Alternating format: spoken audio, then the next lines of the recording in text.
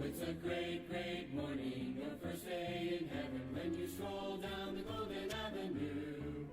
There are mansions left and right, and you thrill to every side, and the saints are always smiling, saying, how do you do? Amen. Good morning po sa atin lahat and happy Wednesday morning. Ito po yung lingkod, Kuya Jong, kasama ako ng bahay. Good morning sa mahal. So we're from CBBC Singapore Outreach to the Ministry na CBBC San Pedro Laguna under the leadership of our Pastor Dr. Ed Laurena. Amen and welcome po sa atin lahat. Tayo po ay saglit na manalangin. Let's bow our heads in prayer. Father in heaven, Lord, we bless you. We thank you, God, for the good night rest. Thank you for your goodness and thank you for your grace that we have this brand new morning, O Lord God, upon us. And so I pray, O Lord God, that you would bless our live stream this morning. Bless every every one of your children, O Lord God, that will be joining the live stream. I pray, O Lord God, that the message will will speak to their hearts, O Lord God, through the Holy Spirit. I pray, Lord, that you would anoint me, empower me, make me a blessing to your people this morning. Lord, I seek nothing but your glory, your honor, O Lord God. And all of these things we ask. Forgive us our sins. In Jesus' name we pray. Amen. Alright. Check natin yung iba nating mga kasama.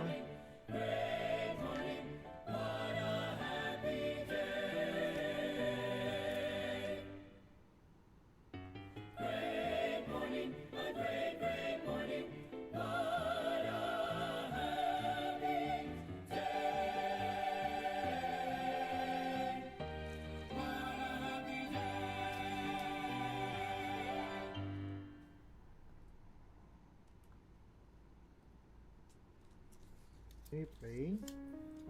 Amen.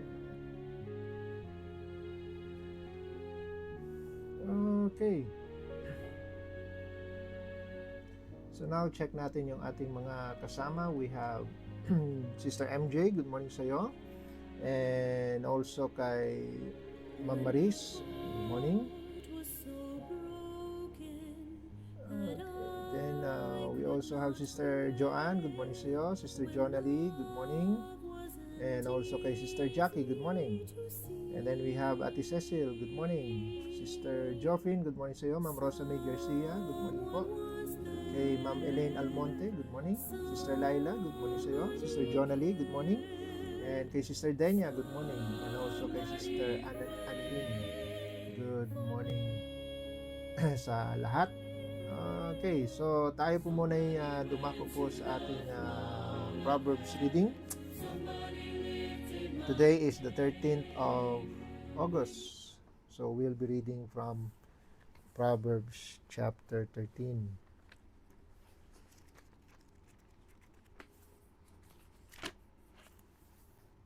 Okay. Proverbs chapter 13, I read verse 1. Sabayin niyo po si Mrs. sa verse 2. Let's read responsively hanggang marating po natin yung last verse. Okay? Yan ka na mahal, Proverbs 13. Okay, sabi ng verse 1, a wise son heareth his father's instruction, but a scorner heareth not rebuke. Verse 2. A man shall eat good by the fruit of his mouth, but the soul of the transgressor shall eat violence. He that keepeth his mouth keepeth his life, but he that openeth wide his lips shall have destruction. The soul of the sluggard desireth and had nothing, but the soul of the diligent shall made fat. A righteous man hateth lying, but a wicked man is loathsome and cometh to shame. Righteousness keepeth him that is upright in his way, but the wickedness overthroweth the sinner. Okay, there is that maketh himself rich, yet hath nothing. There is that maketh himself poor, yet hath great riches.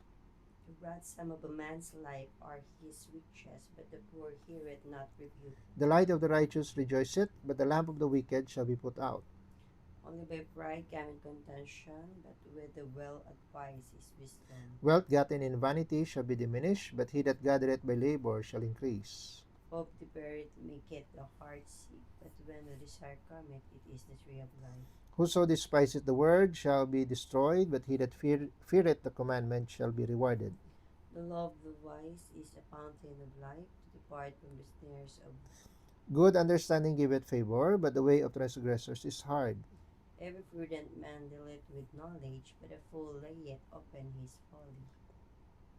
A wicked messenger falleth into mischief, but a faithful ambassador is health. Poverty and shame shall be to him that refuseth instruction, but he that regardeth reproof shall be honored. The desire accomplished is sweet to the soul, but it is abomination to fools to depart from evil. He that walketh with a wise man shall be wise, but the companion of fools shall be destroyed. Evil pursueth sinners, but to the righteous good shall be repaid. A good man leaveth an inheritance to his children's children, and the wealth of his sinners is laid up for the just. Much food is in the tillage of the poor, but there is that is destroyed for want of judgment. He that spareth his rod hated his son, but he that loveth him chaseth him betimes. Okay, last verse. The righteous eateth to the satisfying of his soul, but the belly of the wicked shall want. Amen. Purihin ng Panginoon. Let's go back to verse 12. Sabihan, hope deferred maketh the heart sick, but when the desire cometh, it is a tree of life. So, totoo nga naman, when a person loses hope, it makes the heart sick. Kaya nga importante that we keep that our hopes up. Or else, yun nga, it makes our heart sick, we get disappointed, we get discouraged, and so that's why we need to keep that hope up. But yun nga, sabi dito, when the desire cometh, it is a tree of life.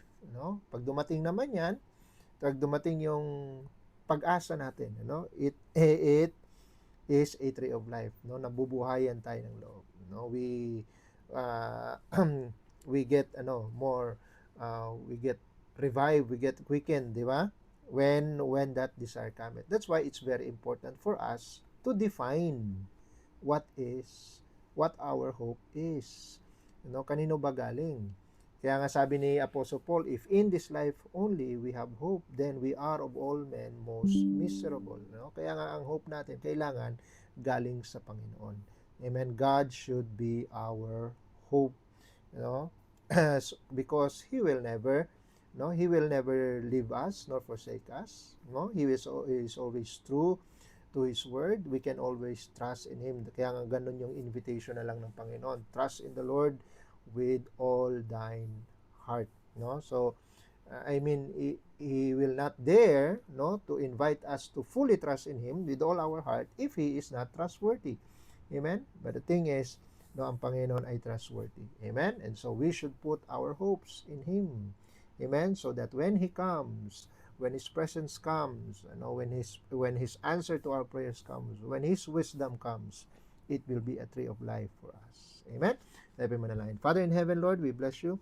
We thank You, O God, for this chapter that we have read and for the verse that we have highlighted. May we always have our hopes in You, and may You be our blessed hope, O Lord God. And I pray, Lord, that You would bless us with more wisdom, with more instruction as we continue. In Jesus' name we pray. Amen. Alright. Check natin yung iba natin mga kasama. Okay, so we have Sister Tere, good morning sa iyo. And then kay Ma'am Joby, good morning. And also kay Mrs. Cadayona, hello po ma'am, good morning. Sister Grace, good morning sa iyo. And also kay Sister Shen, amen, good morning. Then we have Sir Ian Almonte, good morning.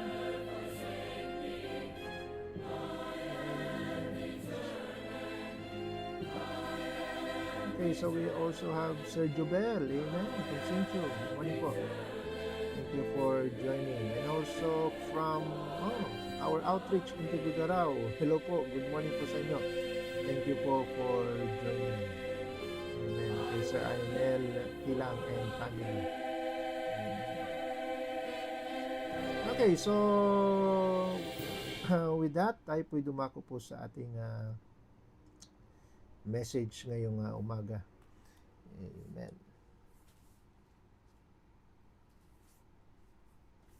So, ito po.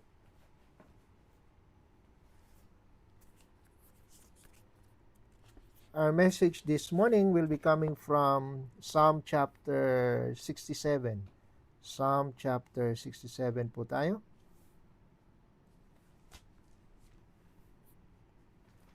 Okay, Psalm chapter 67. At we will read the first verse. Psalm chapter 67, verse 1. Okay, diyan ka na mahal. Amen. Let's read together Psalm 67 in verse 1.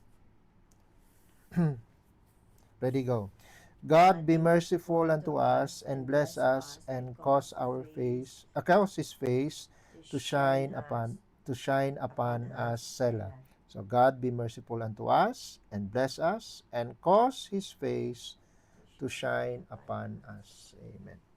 I'd like to speak about the subject, 3 favors in the morning. Amen? 3 favors in the morning. Alright, tayo po muna yung manalangin. Father in heaven, Lord, we bless you. We thank you, O God, for this passage that we have read. Thank you for your word. Thank you for another opportunity and privilege that you've given your servant, O Lord God, that I can be your mouthpiece this morning to deliver this message of encouragement, O Lord God, to your people. I pray, Lord, that you would bless your servant, give me wisdom, give me words to say. And I pray also, Lord God, that you would give understanding to those who are listening, O Lord God, to this live stream. I pray, O Lord God, that you would speak to your people with the message, encourage their hearts, O Lord God. And I pray for victory this morning, one that will bring honor and glory to your name. In Jesus' name we pray. Amen. 3 favors in the morning. So this is a borrowed outline. Amen. One that I have preached before, in 2020 during the time of COVID.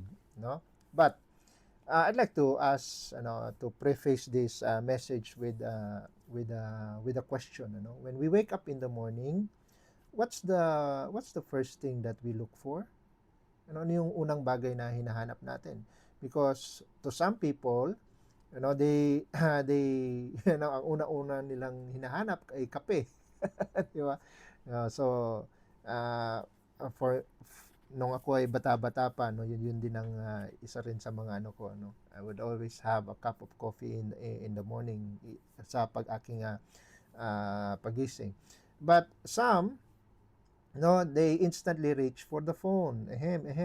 So maraming guilty sa bagay na to, chine-check nila yung message, chine-check nila yung kanilang mga news feed, chine-check nila yung kanilang social media, 'di ba? Nakakalungkot, they check even before they pray. 'Di ba? Ang nakakaano pa, some even rush straight sa kanilang mga work schedule. 'Di ba? Kumbaga kagigising pa lang burden na sila sa kanilang araw. So na kumbaga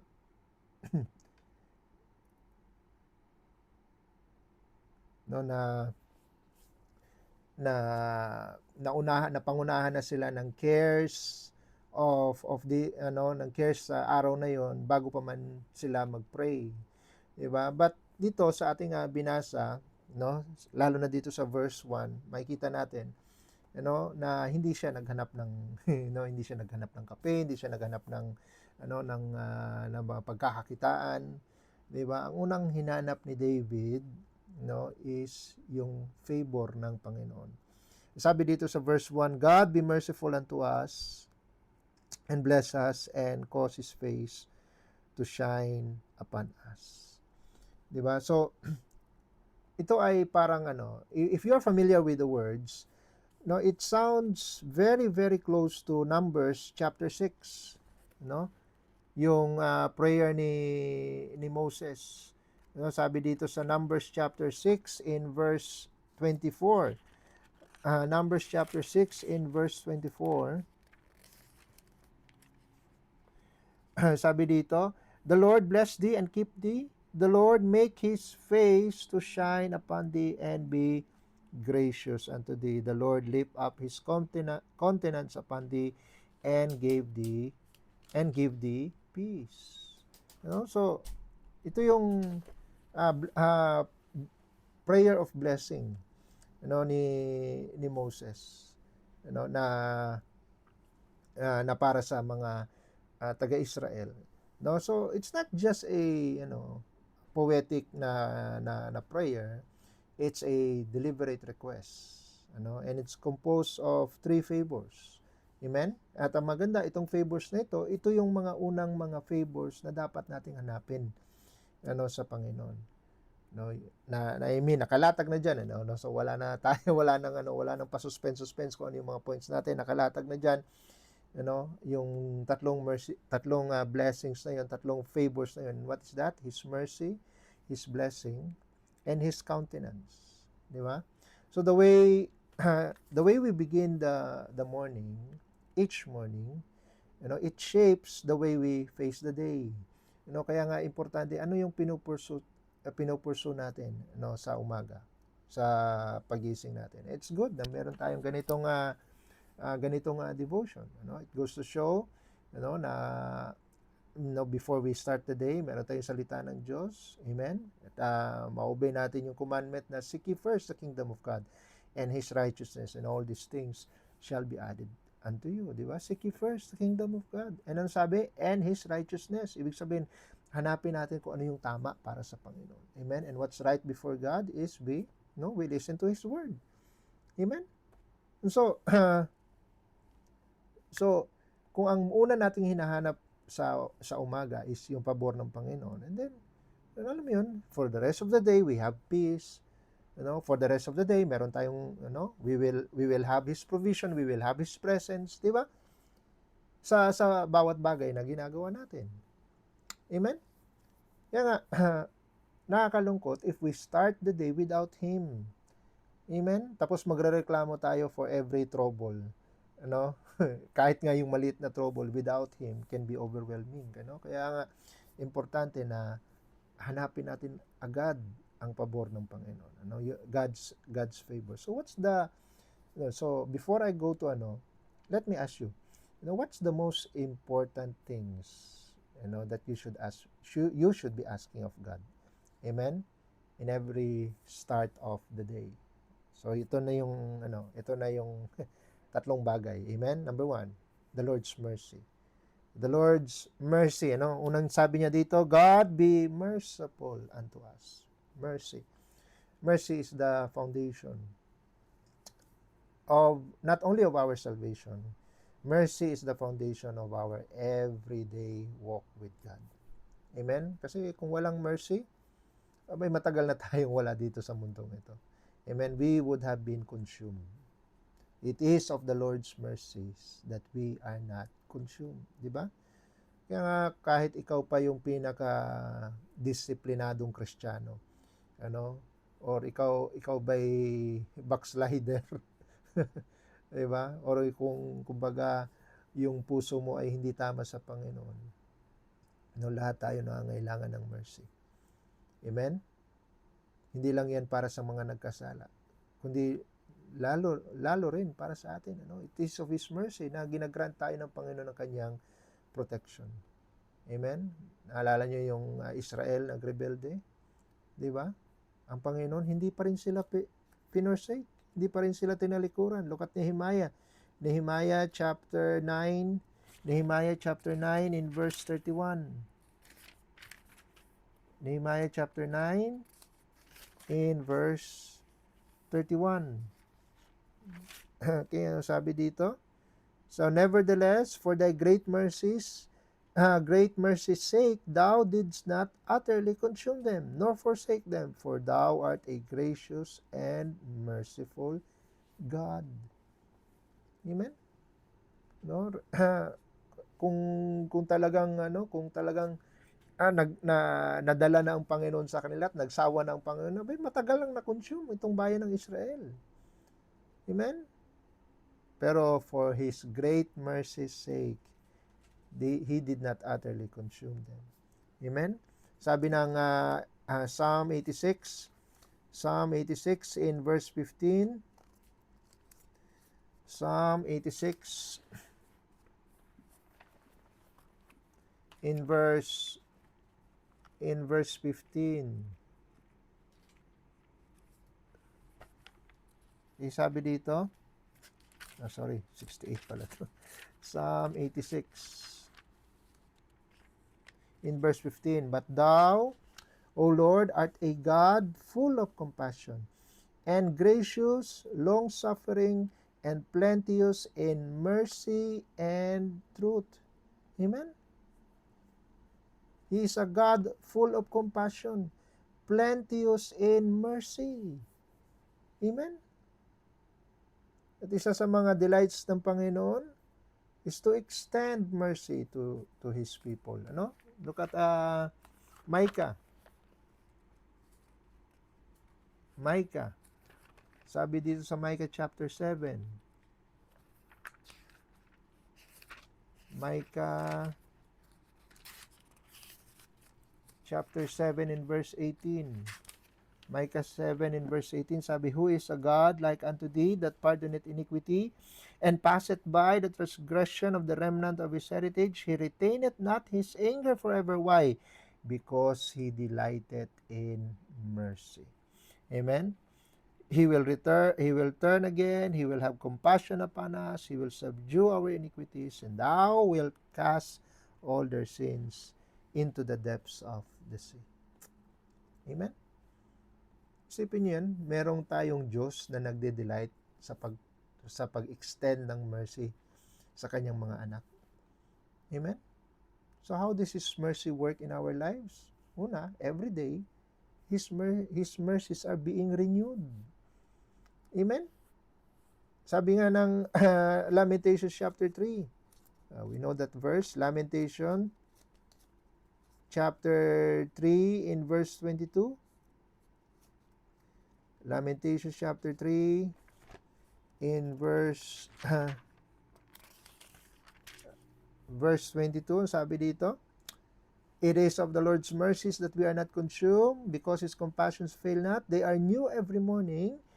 Great is thy faithfulness. Amen? Mercy is new every morning. Amen? Nagpapatunay lang that God has not given up on us. Amen?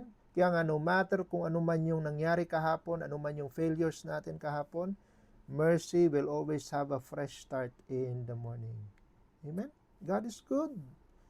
Amen? Sabi nga ng no, at may mga verses pa na sinasabi ng Bible that no, he withholds the judgment that we deserve. Yun yung mercy. Amen? Isa dito yung Psalm chapter 78.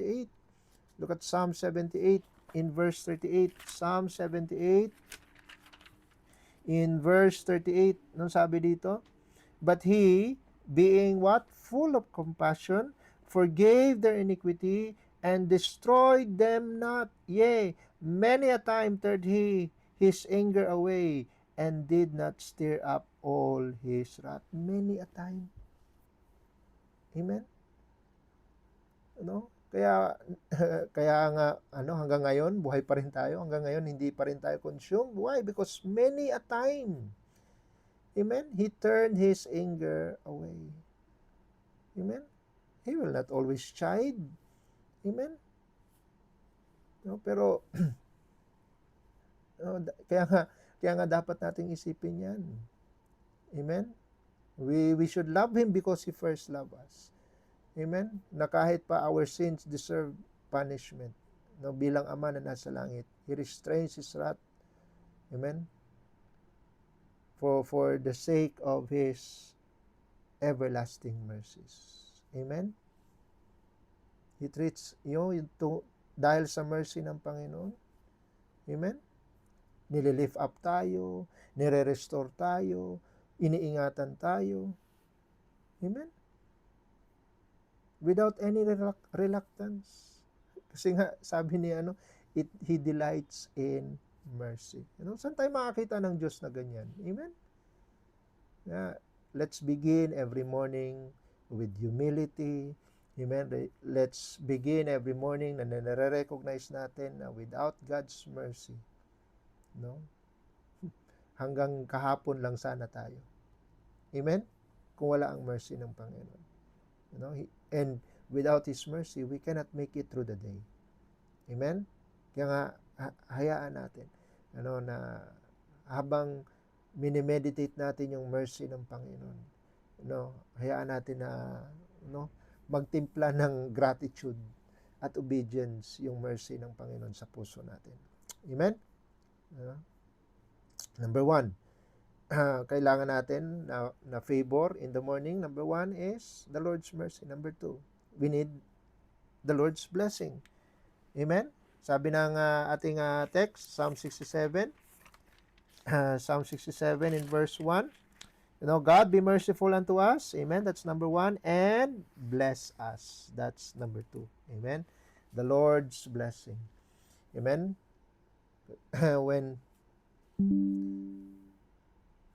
the Lord bless us, amen, it's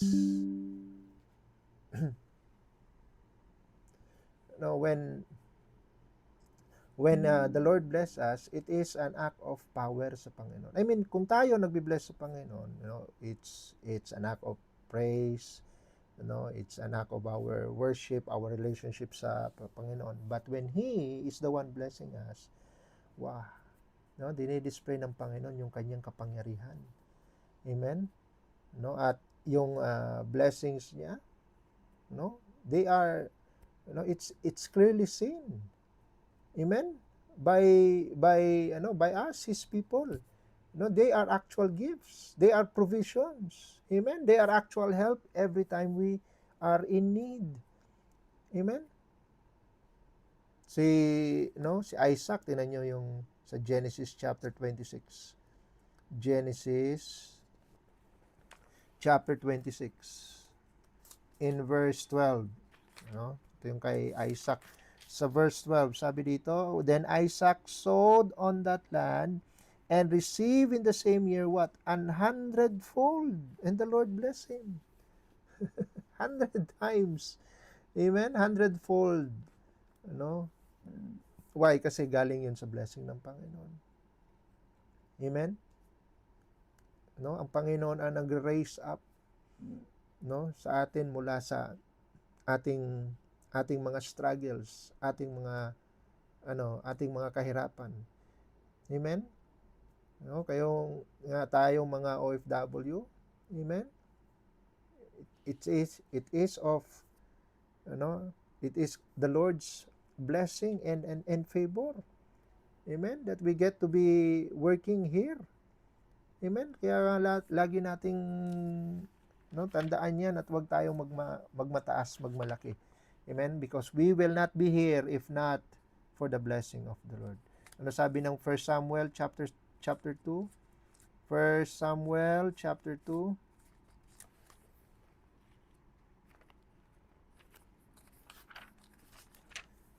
First Samuel chapter 2 verse 7.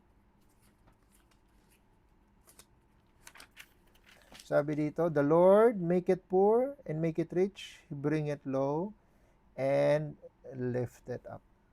Amen? Sabi pa ng verse 8, He raised up the poor out of the dust and lifteth up the beggar from the dunghill to set them among princes and to make them inherit the throne of glory. For the pillars of the earth are the Lord's, and He had set the world upon them. Amen? Hindi tayo makakaahon kung wala ang Panginoon. Kung wala ang blessing ng Panginoon. Amen? Walang mangyayari sa mga pinaghirapan natin. Amen? Kung hindi tayo biniles ng Panginoon. Amen? Mga efforts natin, they will just come to nothing if not for the blessing of God. Amen? Ang sabi pa ng, kaya ano ba yung blessing ng Panginoon? Look at Proverbs chapter 10. Proverbs chapter 10 in verse 22, the blessing of the Lord, it maketh rich, and He added no sorrow with it. Amen? Kaya nga, ang tunay na blessing, nakaka-enrich siya, pero walang regrets. Amen? Hindi mo pagsisisihan, hindi mo poproblemahin. Amen? Kasi saan ka nakakita ng blessing and then in the future poproblemahin mo? Or every month poproblemahin mo? Blessing ba yun? Amen? Every month maghahagilap ka. Amen? Mangangandara pa ka para pangbayad dun sa sinasabi mong blessing ngayon. Hello? That's not a blessing. Amen? Kasi merong merong sorrow na nakakabit. Amen? Kaya nga, kapag yan ay may kasamang burden, that's not a blessing. Amen? Kasi ang tunay na blessing, it make it rich. Amen? And by implication, it gives peace. Amen? Meron kang kapayapaan. Payapa ka. Amen? Na ini-enjoy mo yung blessing. Hindi blessing na na ini-enjoy mo, pero merong tao na at the back of their mind, oy, bayaran mo muna utang mo. Di ba? That's not a blessing. Amen? No, the blessing of the Lord, they are given, in His timing. Amen? In His schedule. Wala pong blessing na minamadali. Amen? Kaya nga sabi ni Solomon sa Proverbs 20 in verse 21. Proverbs 20 in verse 21. Sabi dito, an inheritance may be gotten hastily at the beginning, but the end thereof shall not be blessed. Amen? Hindi siya blessing. Amen? Kung at the end, kaya nga may sorrow pala in the end. Paano masasabing blessing kung ang inheritance is gotten hastily, gawa ng shortcut, gawa ng compromise? Hello? Masasabi mo bang blessing 'yan? Kung at the end may sorrow? Amen? Ang blessing ay bigay, amen, ng Panginoon because we made the effort, we are diligent, di ba? He become it poor that dealeth with a slack hand. But the hand of the diligent, what? Make it rich. Amen? Sabi ng Proverbs 10. Amen? If anything, mga kapatid, laziness, yung katamaran, it hinders blessing. Amen? What God honors is yung faithfulness natin, yung faithful effort natin na ine-exert. Amen? Yung hard work na binibigay na pinapakita natin sa Panginoon, no? Kasi nire-reward niya tayo with His blessings. Amen? At kapag dumating yung blessing, of course, dapat, amen, magbigay tayo ng pasalamat. Why? Because God's blessings demand gratitude.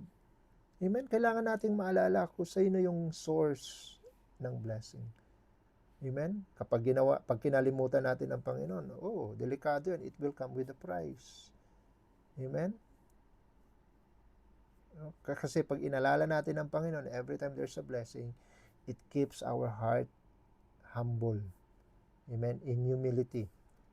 No? Sabi nga ng Deuteronomy chapter 8 in verse 18, sabi dito, but thou shalt remember the Lord thy God, for it is He that giveth thee power to get wealth, that He may establish His covenant which He sware unto thy fathers, as it is this day. Amen? Dapat maalala natin ang Panginoon. Huwag tayong magmalaki sa puso natin. Sabi nga dito sa verse 17, and thou say in thine heart, my power and the might of mine hand hath gotten me this wealth. No. Thou shalt remember the Lord thy God. Amen? It is He that giveth thee power to get wealth. Amen? Kaya nga yung gagawin natin mamaya sa trabaho natin, amen? Lalahanin natin ang Panginoon. Amen? Every morning, let's ask God for His blessing. Amen? Hindi para i-hoard yung kanyang blessing, kundi para maging steward ng kanyang blessing. Kung paano natin ito i-disperse ayon sa kanyang kalooban. Amen? So, number 1, ano yung mga favors na dapat natin isik? Number 1, the Lord's mercy. Number 2, the Lord's blessing, and number 3, the last.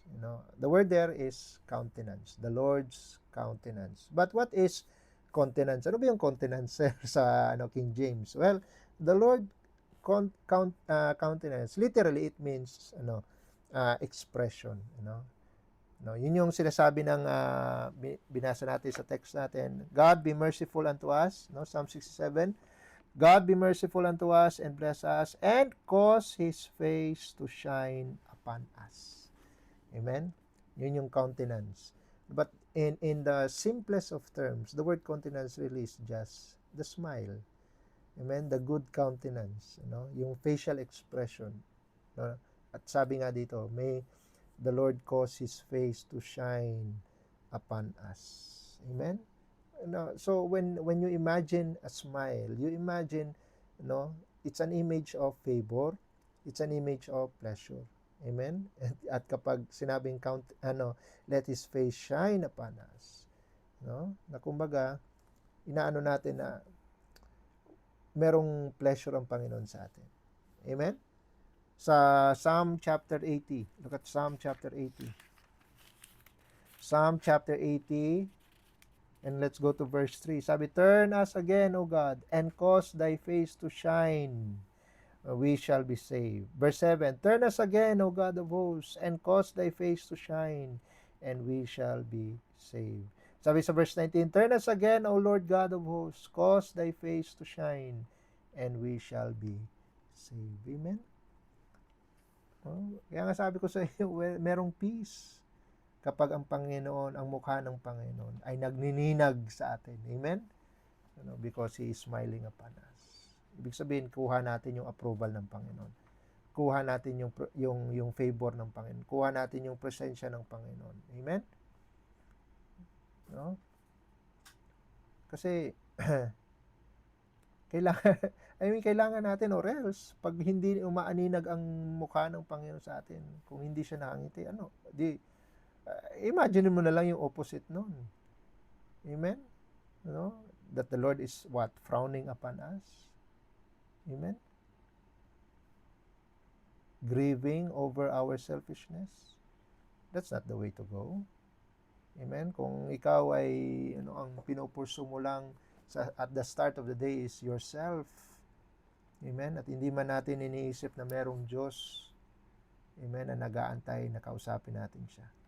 To seek His blessing, to seek His smile. Amen? We seek His wisdom, His counsel. Nahayaan natin, kaya nga blessing na meron tayong morning devotion. Amen? Kahit papano, 3 times in a week. Amen? Pasensya na lang po last Monday. Amen? But we can have God's guidance. Amen? For us, for the rest of the day. Amen? Itong devotion natin, it covers 3 important parts of our Christian life. Amen? Yung ministry natin, yung worship natin, yung family natin. Amen? These are very important important aspects in our Christian life na kailangan nating itackle. Amen? Every week. Amen? Sa paglilingkod, amen? Sa ating paglakad sa harap ng Panginoon, kasama ang Panginoon at ang ating pamilya. Amen? And that's why we need His counsel for these areas of our life. Amen? Kailangan natin yung kanyang instruction. Amen?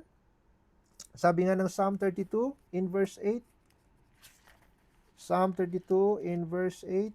Sabi dito, I will instruct thee and teach thee in the way that thou shalt go. I will guide thee with mine eye. Amen? Yung hayaan natin na i-guide tayo ng Panginoon. Amen? Let His face shine upon us. I-guide niya tayo with His eye. Ibig sabihin, nakatingin sa atin, nakafocus na siya sa atin, at tinitingnan niya yung mga dinadaanan natin. Amen? Wow, what a guidance. Amen? What a countenance. What a favor. Amen? We learn His ways. Sabi nga ng Psalm 119, in verse 135, Psalm 119, in verse 135. 135, make thy face to shine upon thy servant and teach me thy statutes. Amen? Kapag napag-aralan natin, amen, yung statutes ng Panginoon, yung ways ng Panginoon, hinahayaan natin na yung Word of God will shape our thoughts, our plans, our actions for the day. Amen?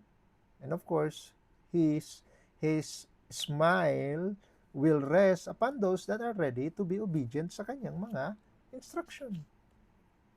Amen? Teach me thy statutes.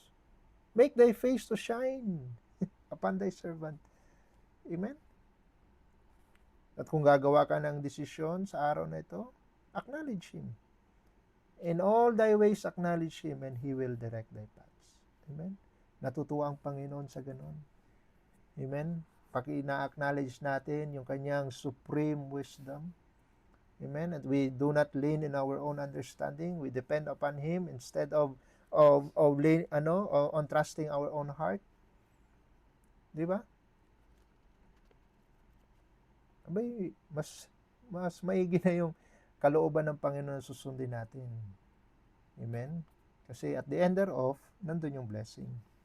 Amen? And habang sumusunod tayo sa kanyang kalooban, sa kanyang salita, He will cause His face to shine upon us. Amen? So that's why all we have to do is pray. Ask boldly for wisdom, ask boldly for guidance sa lahat ng situation. Amen? Pray. If any of you lack wisdom, sabi dun sa James chapter 1, if any of you lack wisdom, let him ask of God. Amen? That give it to all men what? Liberally. Kung bibilisan mo yan, libre, walang bayad po ang wisdom ng Panginoon. And upbraided not, hindi niya pinagdadamot. And it shall be given Him. Amen? God's wisdom comes to those who ask for wisdom. Amen? Kaya nga, pray each morning na hindi lang provision ang ibigay sa ng Panginoon. Kundi dapat ibigay, bigyan ka ng Panginoon ng prudence, the right judgment. Amen? And that also, pag nagawa mo yung wisdom, yung prudence ng Panginoon, mapapasa yung kanyang pleasure. Amen? His face will shine upon you. Amen? He will cause His face to shine upon your words. He will cause His face to shine upon your work. Amen? And He will cause His face to shine upon your way. Amen. Amen. Kailangan natin ang favor ng Panginoon. Kapag alam natin that we are approved, our ways are approved, our plans are approved, our decisions are approved because of His smile. Amen. So, ano yung mga favors na dapat nating i-seek every morning? Number 1, His mercy. Number 2, His blessing. Number 3, His countenance. Amen. Or His smile. Amen. So, i-remind tayo ng ating text. Yung sa Psalm 67, that the best way to start the day is to seek these great favors in the morning. Amen. Kaya kapag pagising natin, wag kaagad cellphone, wag agad kape, wag kaagad banyo, at hilamos. Amen. Diretso sa trabaho nang hindi man lang nakausap ang Panginoon. Amen. Start your day with God's favor. Seek His face. Amen. Before you throw yourself to the day, amen. You bow down. Amen. And start with Him. Remember, without Him, it's hard for us to spend the day na trying to evade the pressures of this life. Kaya kailangan natin lagi ng mercy, ng blessing, at ng countenance ng Panginoon. Amen? Tayo po manalangin. Father in heaven, Lord, we bless you. We thank you, O God, for blessing us with the message this morning. Thank you, Lord God, for giving us the desire and also the encouragement to start the day right always with you, with your mercy, with your blessing, and with your countenance. Thank you, O God, for your word, and we give you back all the glory. In Jesus' name we pray. Amen and amen.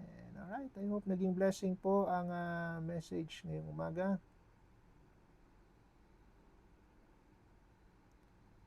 Amen.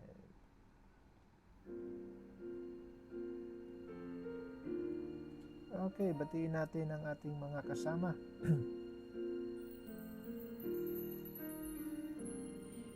Okay, so we have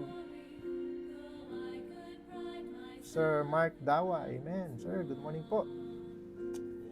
And also kay Ma'am Lolit Maristanes, good morning. And kay Ate Edith, hello te, good morning. Amen. Si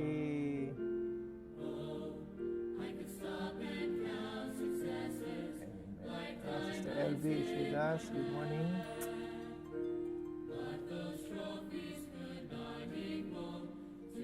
Sir Fred Galicia is also with us. Nanay Eden Katigbak, hello. Hello po, good morning. Oh, Sir Arnel, good morning sir. Thank you for joining. Si Ate Lucy, amen. Good morning po. Thank you po for joining. Kay Sir Nay Ong, amen. From Erlin, good morning po. Thank you for joining. Sir Alton Borbon, good morning. And also kay Ma'am Irma Valdez, amen. Thank you po for joining our live stream. Sister Christine, good morning. Ma'am Nanay Agnes, hello Nay, good morning. Si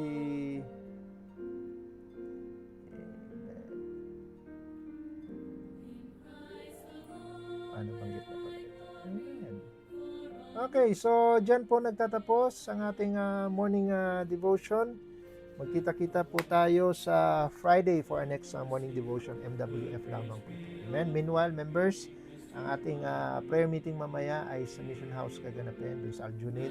So, kung kayo ay free tonight, those who are free, you are very much encouraged to join our prayer meeting tonight. So, magkita-kita po tayo mamaya doon, 8:30. Amen. Mag-dinner na lang po muna tayo before we go there. Amen. And we will start the service at 8:30. Amen. Tayo po ay magwakas po sa panalangin. Let's bow our heads in prayer. Father in heaven, Lord, we bless you. And thank you, O God, for what you have given us this morning, the blessing, the guidance. Thank you, O Lord God, for your word. Thank you, O Lord, for encouraging us through that message. And we pray, O Lord God, that we will always keep that message in our heart. Help us, O Lord God, to apply it in our lives, to seek your face in the morning. I pray, O Lord God, that you would bless the rest of the day in our work, O Lord God, even for the children who are going to school. I pray, O Lord God, for victory, and I pray also for the remembrance, O Lord God, to say thanks, to express gratitude. I pray also for our prayer meeting tonight. May you bless the outreach. Give us a victory, O Lord God. Bless those who will be coming to join us, O Lord God, in our prayer meeting. And I pray, O Lord God, for our pastor. May you continue to bless him, and may you continue to give him good health and wisdom, O Lord God. Bless the missions, bless the outreaches, bless, O Lord God, even this live stream program, for your honor and for your glory. Lord, thank you for the blessings. And all of these things we ask in Jesus' name we pray. Amen and amen. All right, thank you po for joining. Oh, it's a great, great morning, your first day. Magkita-kita po tayo sa Friday. God bless you all. And we are dismissed. There are mansions left and right, and you thrill to every side, and the saints are always smiling, saying, how do you do? Oh, it's a great, great morning, your first day in heaven, when you realize you're